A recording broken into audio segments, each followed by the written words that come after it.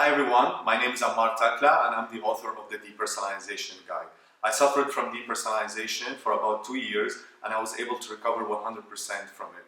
During my recovery, I was documenting everything that has helped me recover from depersonalization, and I made a promise for myself that if I recover 100%, I'm going to put everything into one guide and present it to everyone.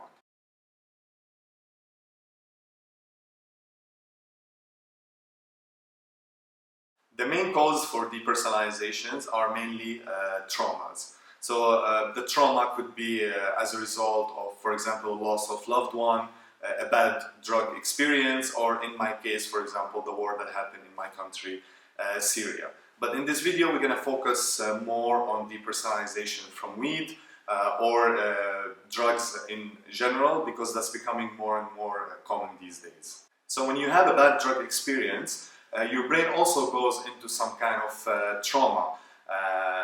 But here it's very important to differentiate between depersonalization and the depersonalization disorder. So depersonalizations are the thoughts and feelings that your mind go through following a traumatic event. Depersonalization disorder is obsessing over the thoughts and feelings of depersonalization. And it's very important to make that differentiation between depersonalization and depersonalization disorder. If we take just depersonalization, so following a trauma, your mind goes into a state of uncertainty about a lot of things. Because of the huge pressure and stress the mind goes through following a trauma, then it starts producing all those thoughts and feelings for you to go and figure out.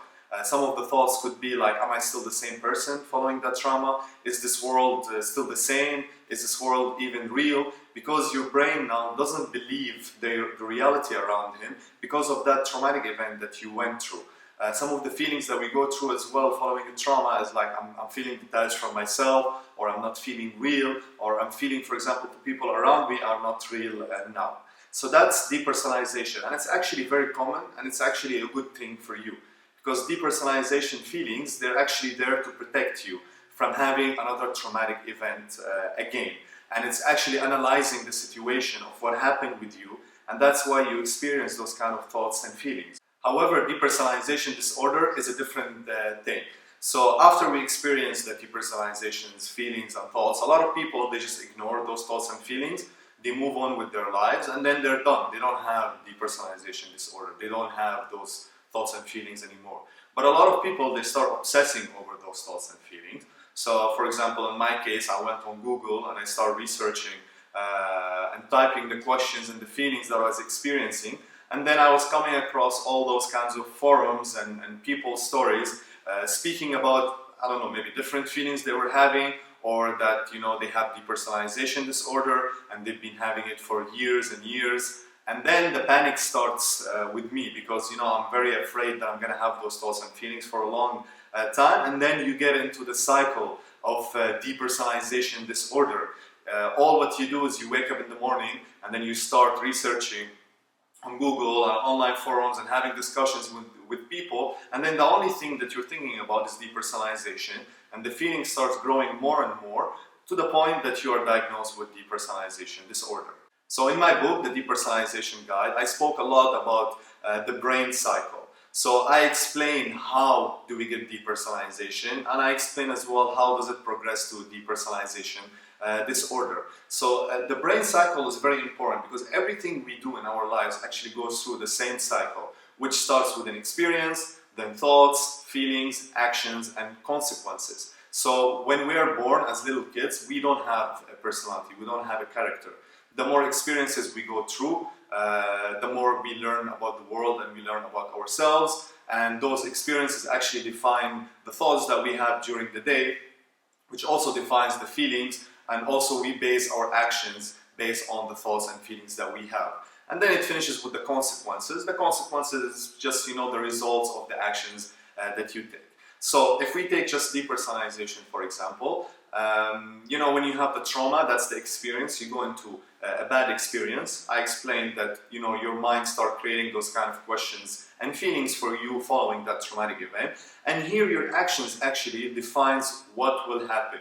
Either you don't take any action and you move on with your life and you ignore those thoughts and feelings and you don't have depersonalization disorder, or you start obsessing over those thoughts and feelings. You go on online forums, you go on Google, you start typing your questions and feelings, and then the consequence is basically you becoming to be stuck in that cycle of depersonalization.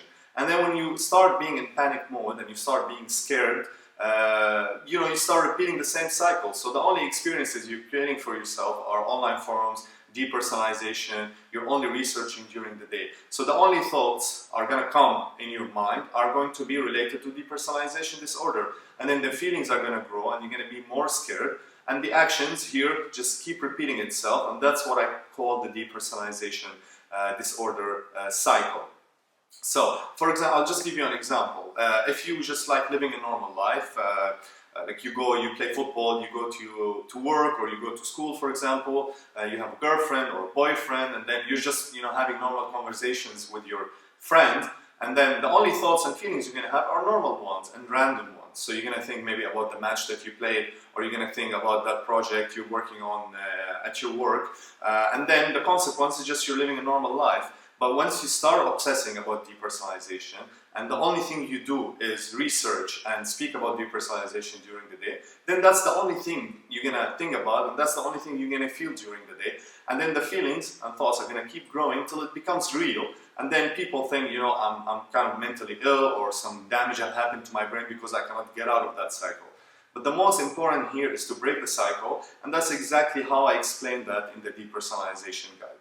So I left a link in the comment section below to go and check the depersonalization guide. I have a lot of free articles. I have a video as well explaining a little bit more about the depersonalization disorder, and there's also the guidebook itself. So I'm only charging around 10 to 15 euros for the guide because my purpose is not to make money, but it's only to cover the cost of keeping the website running some security on the website, creating content for you, and the time that I took to create the depersonalization guide.